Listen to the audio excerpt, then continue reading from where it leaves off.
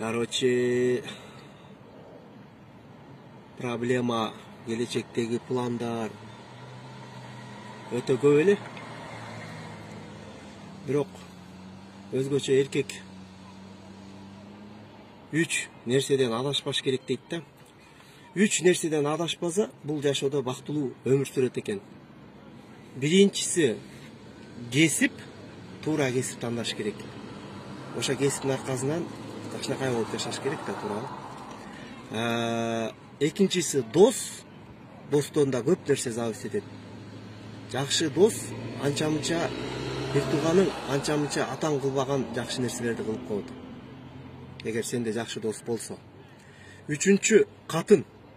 Эгер катының жакшы болсо, сен жаман болсоң да сени жакшы кылып коет. Аял жакшы, эр жакшы дейт.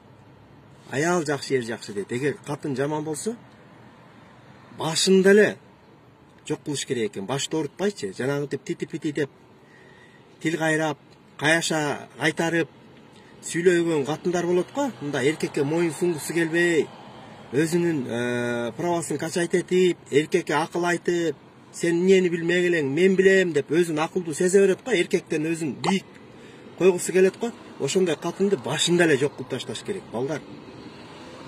Өмүрүңөр өтөт кийин.